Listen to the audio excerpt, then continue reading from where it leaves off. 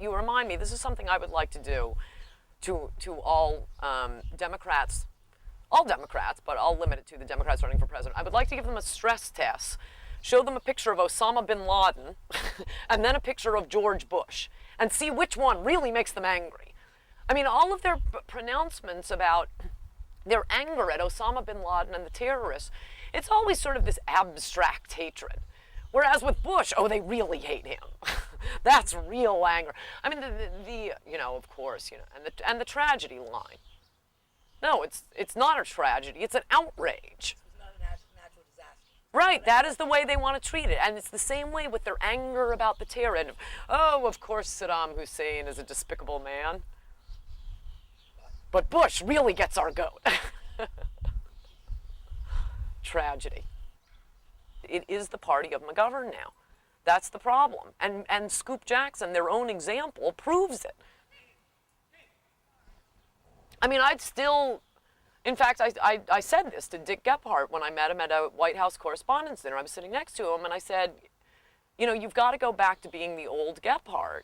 You know, soft-pedaled it by saying of a few years ago, it was more like 20 years ago, when he was like the working class Democrat. Okay, he spoke for the unions, and I said, don't get me wrong, I hope you lose.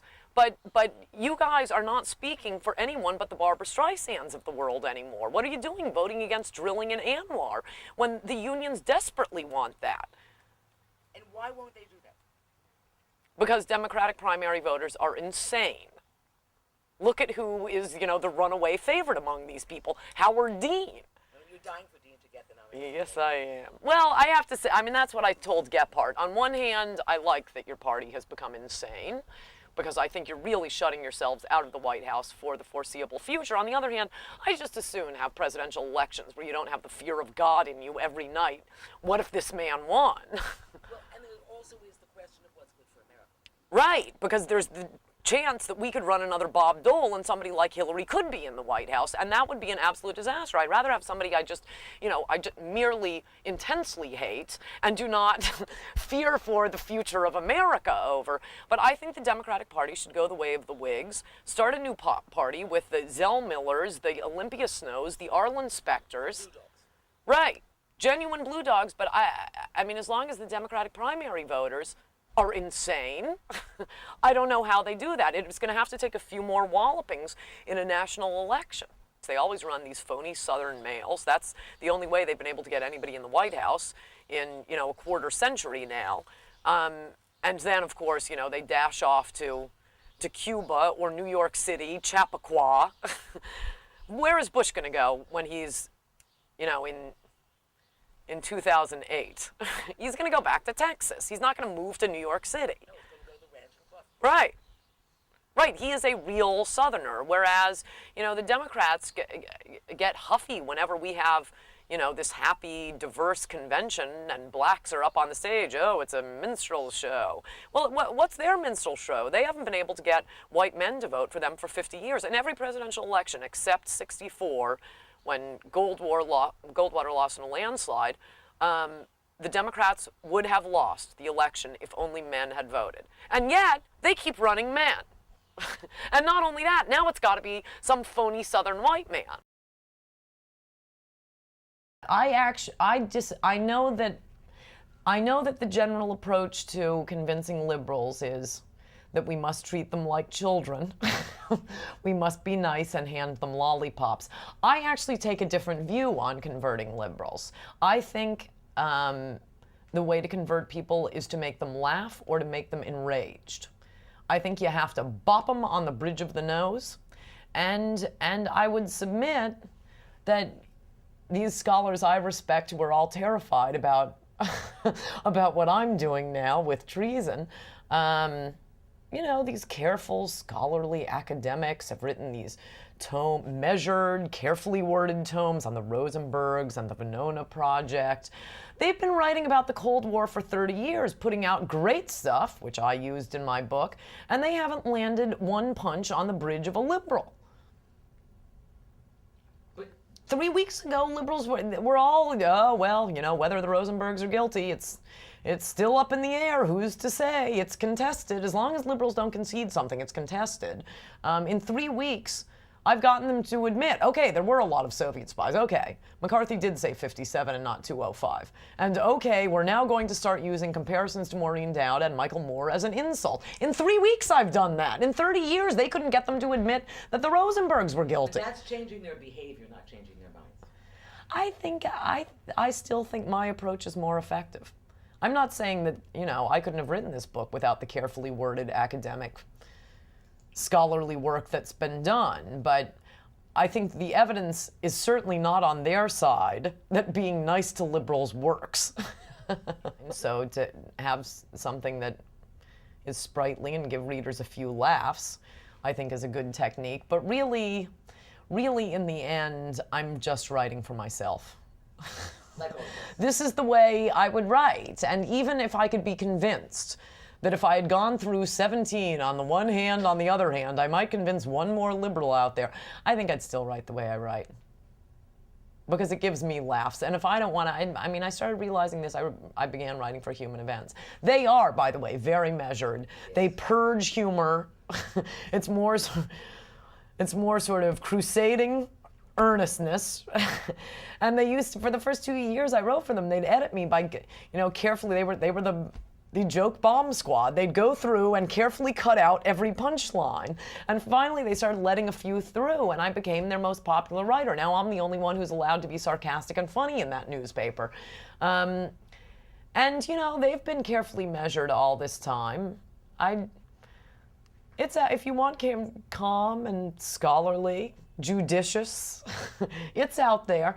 But when I go back and read those Human Events articles, the way they ran in Human Events, I'd start reading them and think, I don't even want to read this myself, something I wrote. So that's what I was starting to say in the cab about how I've been noticing this more and more, and I think it's a liberal thing, this idea that you can't have an opinion except based on a life experience. And the first example I was giving you, speaking at Harvard after 9/11 with the Muslim groups protesting me, and at the time my Muslim boyfriend sitting in the front row because he's just driven me there. And through this whole speech, the Muslims are standing up denouncing me as being anti-Muslim, blah, blah, blah, blah, blah, blah.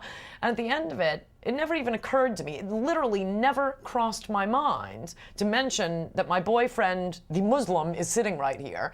And afterward, he said to me, I'm sitting here, why didn't you tell them that? And it never even would have crossed my mind. Or, he may not have said it that way, but isn't that funny, I think he said, that here I am, your Muslim boyfriend sitting here. Similarly, CNN just wanted me to come on. I think I may have emailed you about this. A woman whose husband is in the military is hopping mad that I say liberals are treasonous, and she wants to come on and, cite her experience as being married to someone in the military. And I said, this sounds like a Jerry Springer show. I'm talking about ideas here. If someone is going to translate, there's a liberal who disagrees with you, but the fact that she has a husband in the military is irrelevant to the point of the idea. And the same thing you get with, John Kerry and George McGovern. Yes, they served honorably. But as I have said on many occasions, if that's the case, then why is this rich, or rather, the husband of a series of heiresses telling me how much I should pay in taxes? This idea that you must have some life experience and this is what allows you to speak, and you're authentic then. An idea is an idea, and it's true or not, whether or not I'm dating a Muslim. How did that happen, do you think, in America? I could probably go back and figure it out, but I think it's some sort of liberal, authenticity thing and victim thing. Maybe it's the Oprahfication of America. It could be, though. I'm often defending Oprah. Have you seen her show? The Oprahfication is something different from Oprah. She puts on a great show. The problem is, which I think sometimes people don't understand, is when the rest of the world and presidential candidates are behaving like they are Oprah. No, Oprah is Oprah, and she does a fabulous job, and her show is actually very good.